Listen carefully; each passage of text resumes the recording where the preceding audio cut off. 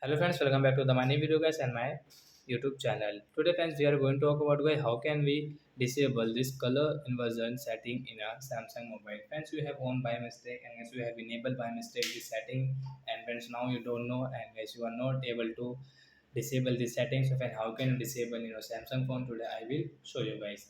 So before starting video then first of all go and subscribe the channel guys, click the bell icon, like my video. So when we will on our phone setting to disable this color setting, then guys scroll it friends.